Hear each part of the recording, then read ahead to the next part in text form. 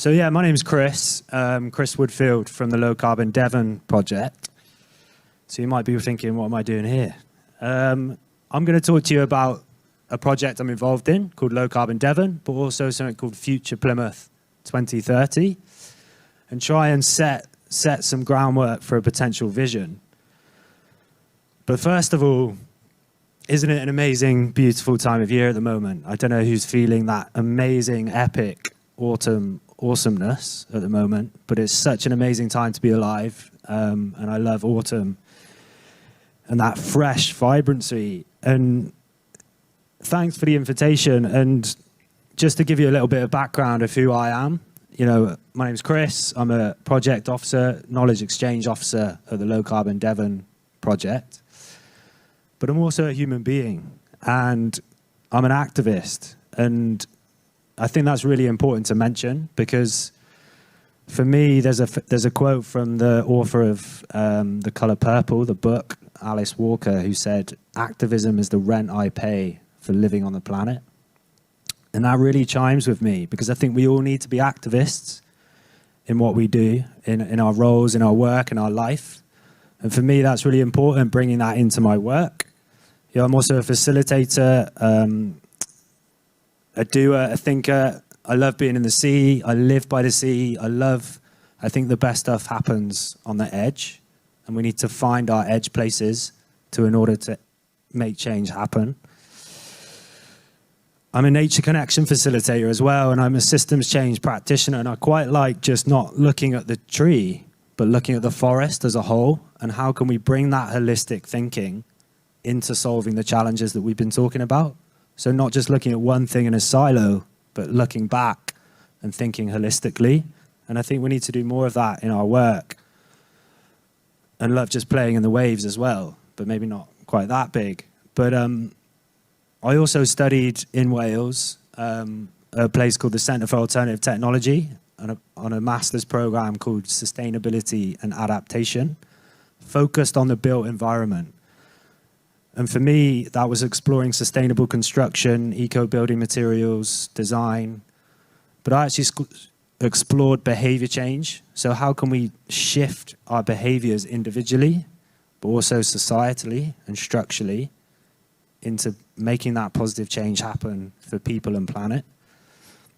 And that's what really intrigues me. And the questions I'm asking myself right now are, how can we put that meaningful and regenerative impact into action, and not just talk about a more beautiful world, but we need to imagine it first and then put it into action. This is an amazing project called Dreams of a Low Carbon Future. It thinks about, if we can't even think about or imagine the world we want to live in, then how can we create it? And I just wanted to ask you some questions, and I'd love to chat over a beer in a bit later around, you know, what are the curious and courageous questions you're asking yourself at the moment?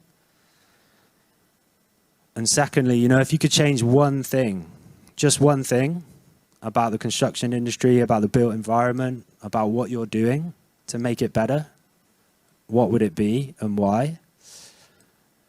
And again, just think about that as I'm talking, and I'd really love to have a chat around it later. But the Low Carbon Devon project, you know, what is it? It's a project in Devon, hence the name, looking at facilitating, empowering, and helping local businesses, SMEs, so small and medium-sized enterprises, take action around the low-carbon agenda. It's a European project. I'm based at the University of Plymouth, but it's funded by the European Regional Development Fund, and it's focused on research, but putting that research into action. So research collaboration between academics and researchers and local businesses. And I also oversee an internship program, which is around upskilling our students and graduates, placing them within local businesses to work on real-world challenges for 3 months. And we fund that project. And as well as that, we provide future-fit leadership development, because something that we're really passionate about is we need to provide that softer skills approach, and we need to instill that sense of future-fit leadership within our students and graduates. We also run something called the Devon Net Zero Innovation Fund, and we deliver a series of workshops and events called System Shift, which are around inspiring ambition and practical action. We're just in the middle of running some B Corp workshops, which is using business as a force for good and taking businesses through the B Corp certification. So if you don't know what that is, do check it out. Would love to work with Bradfords and other people in the room about facilitating them to become B Corps. The Sustainability Hub itself, so this is where I'm based. This is on the University of Plymouth campus. This is where I work. It has this amazing green wall, living wall system. And it wouldn't be amazing if that was just the norm, if every single building looked like that. We recently got certified as the gold SCAR rating, which is a sustainable retrofit rating right through from design, construction and occupant use. And as well as the green wall, this is just a before shot. So this is a before from a different face, and then the after. So it has a green wall on both sides. It has FSC certified timber cladding, triple glazing, solar PV on the roof. And it also has an internal green wall. So not just on the outside, but inside, to try and provide that fresh air and well-being for the occupants. Just next door, we're in the middle of building a cob building, a building made of cob construction, and this was just taken a few weeks ago. There was a BBC article recently about this. It's hoping to be completed sort of spring next year as a sort of a learning space for our students. So do come down. We'd love to show you around and show you it in person. And the other thing that I'm going to speak about is an initiative called Future Plymouth 2030, and Low Carbon Devon, who I work for, are lead partners on this. So we are one of the sponsors and partners of the Future Plymouth 2030 program, and it's a collection of webinar series bringing together all of these different partners. So building professionals, architects, planners, designers, developers, and a whole host of webinar talks, exploring different themes around sustainability. We've been going about a year now. We've just launched season 2, and all of the webinars are on YouTube. And this is about visioning what future Plymouth could look like in 2030, and then providing a space to talk about it, and then try and put it into action. And maybe this could be something that could be replicated here in Taunton or in Somerset. You know, future Somerset 2030, what could that look like? We actually have a webinar next week, which you can all join. You don't have to be in Devon to come to the webinar, or in Plymouth. And ironically, it's on retrofitting. That's next Wednesday. They're every 2 weeks. And this webinar series is really about exploring what are the challenges the construction industry is facing, or the built environment is facing. But more importantly, how can we overcome those challenges in a collaborative, participatory, and solutions-focused way? And opening up the conversation, getting everyone in the room to have that conversation. And I just want to share a couple of challenges, and I don't want to duplicate what's already been said, but just to complement what Giles mentioned, you know, one of the things we've been exploring through the webinars is the carbon impact. So, you know, it's estimated about 30 to 40% of UK's carbon emissions come from the construction or built environment sector, particularly cement and steel. Retrofitting, as we've heard, you know, I'm just going to build on some of those stats. I was doing a little explore last week, and it's estimated, yeah, like Phil mentioned, nearly all of the UK's 29 million homes need to be retrofitted. The Passive House Trust state that that's one home every 35 seconds between now and 2050. Or if the retrofit takes 4 people 6 months, we need 2 million people doing that. 2 million people.